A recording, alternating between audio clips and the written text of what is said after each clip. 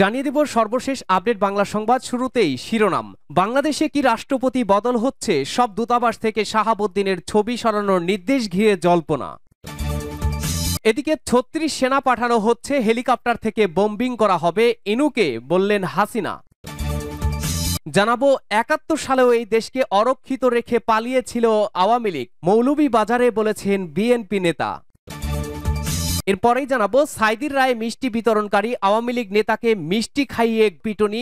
স্থানীয়রা বলছেন ৫ আগস্টের সরকার পতনের পর থেকে দীর্ঘদিন আত্মগোপনে ছিলেন। অন্যদিকে রাজধানীতে আওয়ামী লীগের আরো ৫ নেতাকর্মী গ্রেপ্তার। এবং সর্বশেষ জানাবো বাংলাদেশকে ফোকলা করেছে এস আলম গ্রুপ, দাবি জোনায়েদ সাকির। শুনছিলেন গুরুত্বপূর্ণ আপডেট বাংলা সংবাদগুলোর শিরোনাম, এবারে থাকবে বিস্তারিত।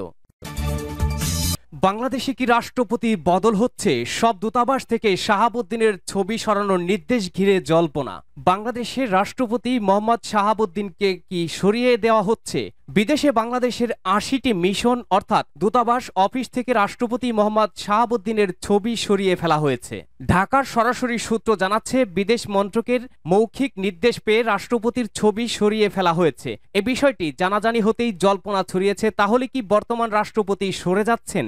সংবিধান অনুযায়ী রাষ্ট্রপতি নিজে না চাইলে তাকে মেয়াদ শেষের আগে সরানো কঠিন। তিনি গুরুতর অসুস্থ, বড় ধরনের অপরাধে জড়িয়ে না পড়লে অন্তর্বর্তী সময়ে সরে যাওয়ার সুযোগ নেই। যদিও রাজনৈতিক কারণে বহু রাষ্ট্রপতিকে অতীতে মাঝপথেই সরে যেতে হয়েছে, তবে কোনো ক্ষেত্রেই পদত্যাগের আগে কোনো রাষ্ট্রপতির ছবি সরানোর নজির নেই। কেউ কেউ তাই এমনও বলছেন, রাষ্ট্রপতির ছবি বদল করা হতে পারে, তাই হয়তো মৌখিকভাবে ঢাকা থেকে ছবি সরানোর নির্দেশ দিয়েছে পররাষ্ট্র মন্ত্রক। তবে আওয়ামী লীগের সময়ে নিয়োগ পাওয়া রাষ্ট্রপতি শাহাবুদ্দিনকে সরানোর দাবিতে বারে বারে সরব হয়েছে জাতীয় নাগরিক পার্টি। সরকার তাদের দাবির কাছে নতি স্বীকার করছে কিনা তা এখনো স্পষ্ট নয়। ২০২৩-এ রাষ্ট্রপতি হওয়া শাহাবুদ্দিনের মেয়াদ ২০২৮-এর অক্টোবরে শেষ হওয়ার কথা রয়েছে।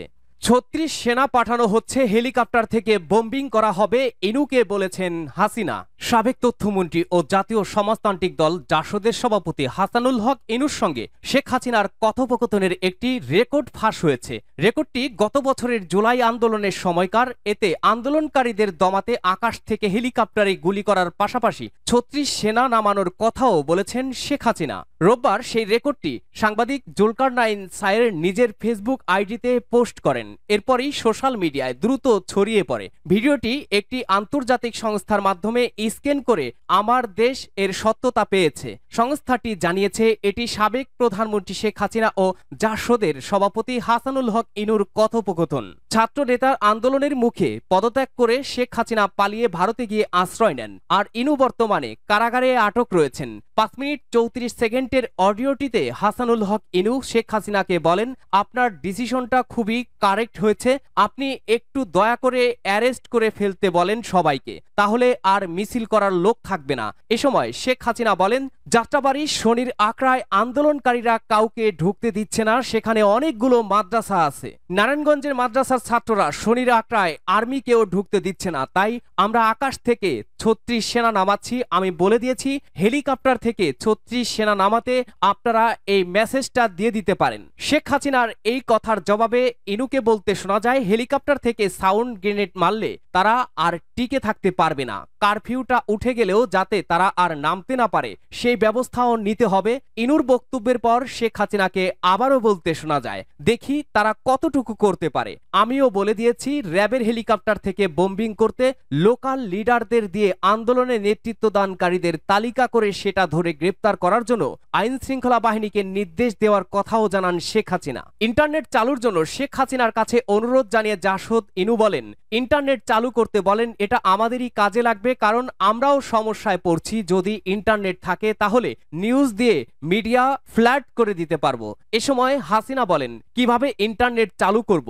ওরা তো ইন্টারনেট পুড়িয়ে দিয়েছে। এ সময় হাসিনা বলেন, ইন্টারনেট আমি আর চালু করতে পারবো না, অন্য সরকার এসে করলে চালু করবে। এ সময় ইনু বলেন, বাংলাদেশে আর অন্য কোনো সরকার আসবে না। জামায়াত শিবিরকে ধরার পরামর্শ দিয়ে ইনু বলেন, জামায়াত শিবির আবারও এক্সপোজড হয়েছে, এই সুযোগে তাদের মেরুদণ্ড একেবারে ভেঙে দেন এ সময় ইনু পরামর্শ দেন শিবিরের তালিকা করে সবগুলোকে ধরে ফেলতে, যাতে সায় দেন শেখ হাসিনা। এর আগে চলতি বছরের 25 জুলাই শেখ হাসিনা ও নিষিদ্ধ ছাত্রলীগের সাধারণ সম্পাদক শেখ ওয়ালি আসিফ ইনানের একটি ফোনালাপ প্রকাশ হয়। সেই ফোনালাপটি 2024 সালের 17 জুলাই সন্ধ্যা 6:55 যেখানে শেখ হাসিনা ইনানের কাছে ক্যাম্পাসের পরিস্থিতি জানতে চান। ওই সময় ইরান হলগুলো অনেকটাই ফাঁকা হয়ে যাওয়ার কথা উল্লেখ করে বলেন, অধিকাংশই ফাঁকা হয়েছে, তবে এরপরও ভিতরে পুলিশের কাজ করতে হবে।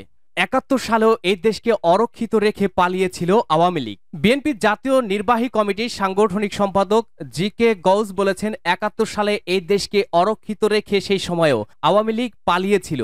রোববার দুপুরে মৌলভীবাজার জুরি উপজেলা বিএনপির দ্বিবার্ষিক সম্মেলনে প্রধান অতিথির বক্তব্যে একথা বলেন তিনি। শহীদ রাষ্ট্রপতি জিয়াউর রহমান নিজের জীবন বাজি রেখে নিজের স্ত্রী পুত্রদের কথা বিবেচনা না করে গর্জে ওঠে তিনি স্বাধীনতার ঘোষণা দিয়েছিলেন। এ হচ্ছেন বিএনপির প্রতিষ্ঠাতা চেয়ারম্যান শহীদ রাষ্ট্রপতি জিয়াউর রহমান। আওয়ামী লীগ যেখানে ব্যর্থ হয়েছে, বিএনপি সেখানেই সফল হয়েছে। তিনি আরো বলেন, আর আওয়ামী লীগ ভোটের অধিকার আর গণতন্ত্র হত্যা করে বিএনপির লাখ লাখ নেতাকর্মীর নামে গায়েবী মামলা, ভুতুরে মামলা, মিথ্যা মামলা, ঘটনা ছাড়া ভিত্তিহীন মামলা দিয়ে কোণঠাসা করার চেষ্টা করেছে, পাশাপাশি গুম করেছে, খুন করেছে। এত কিছু করেও বিএনপি কোনো নেতাকর্মীদের আওয়ামী লীগে ভেড়াতে পারেনি। এটাই হচ্ছে বিএনপির বেগম খালেদা জিয়া ও তারেক রহমানের রাজনীতি। তিনি বলেন, আওয়ামী লীগ পালিয়ে গেছে, কিন্তু সব আওয়ামী লীগ বাংলাদেশ থেকে পালিয়ে যায়নি। ওরা খোলস পাল্টেছে, ওরা নিজেরা বাঁচার জন্য এখন একটু থেমে আগাচ্ছে। এদের দিকে আমাদের বিশেষ খেয়াল রাখতে হবে। সাইদির রায়ে মিষ্টি বিতরণকারী আওয়ামী লীগ নেতাকে মিষ্টি খাইয়ে পিটুনি। স্থানীয়রা বলছেন, 5 আগস্ট সরকার পতনের পর থেকে দীর্ঘদিন আত্মগোপনে ছিলেন। আন্তর্জাতিক অপরাধ ট্রাইব্যুনালে 71-এর যুদ্ধ অপরাধ মামলায় জামায়াতে ইসলামীর নায়েবে আমির দেলোয়ার হোসাইন সাইদির ফাঁসির রায়ের পর মিষ্টি বিতরণকারী পিরোজপুরের এক আওয়ামী লীগ নেতাকে মিষ্টি খাইয়ে পিটুনি দিয়ে পুলিশের কাছে হস্তান্তর করা হয়েছে। ইন্দুরকানী উপজেলার ঘোষেরহাট বাজার এলাকায় শনিবার রাত 9টার দিকে এ ঘটনা ঘটে। পরে পুলিশ তাকে ওই এলাকা থেকে আটক করে বলে ইন্দুরকানী থানার ওসি মোহাম্মদ ফারুক হোসেন জানিয়েছেন। আটক মোহাম্মদ এহসান হিরণ ইন্দুরকানী উপজেলা বালিপাড়া ইউনিয়ন আওয়ামী লীগের সাংগঠনিক সম্পাদক। স্থানীয়রা বলছেন, 2013 সালের 28 ফেব্রুয়ারি যুদ্ধ অপরাধ মামলায় সাইদির ফাঁসির রায়ের পর হিরণ এলাকায় আনন্দ উল্লাস করে মিষ্টি বিতরণ করেছিলেন। পরে আপিল বিভাগ সাইদির সাজা কমিয়ে আমৃত কারাদণ্ড দেয়। সেই দণ্ড ভোগ করার মধ্যে 2023 সালের 14 আগস্ট মারা যান 83 বছর বয়সী সাইদি। সাইদির গ্রামের বাড়ি পিরোজপুরের জিয়ানগর উপজেলার সাউথখালী গ্রামে। 1996 ও 2001 সালে জামায়াতের মনোনয়নে পিরোজপুর 1 আসন থেকে সংসদ সদস্য নির্বাচিত হয়েছিলেন তিনি।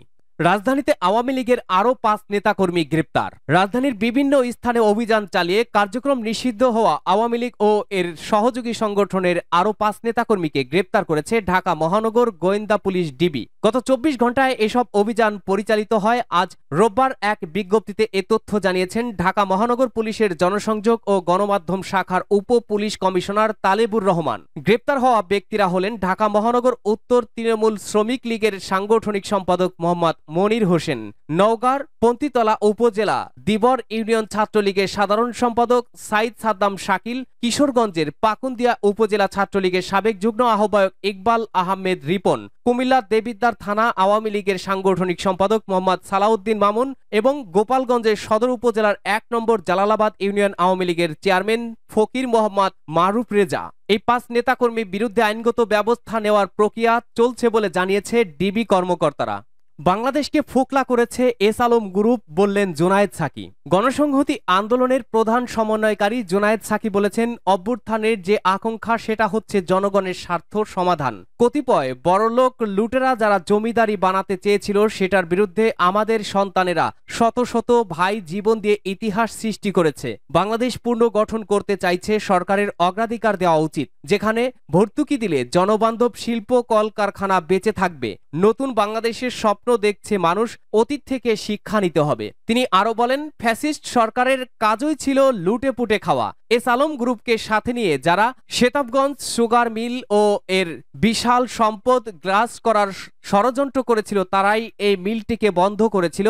অন্তর্বর্তীকালীন সরকার বন্ধ মিলগুলোকে চালুর যে সিদ্ধান্ত নিলেও অর্থ মন্ত্রণালয়ের অর্থ ছাড় না পাওয়ায় বন্ধ মিলগুলো চালু হচ্ছে না। তিনি জোর দিয়ে বলেন, সেতাবগঞ্জ চিনিকল পুনরায় চালুর বিষয়ে তার পক্ষ থেকে সরকারের কাছে আলোচনা করা হবে। এখানে কোনো বৈষম্য নয়, শ্রমজীবী ও কৃষকের কথা চিন্তা করেই ঐতিহ্যবাহী মিলটিকে অবিলম্বে চালুর জন্য জোর দাবি জানানো হবে।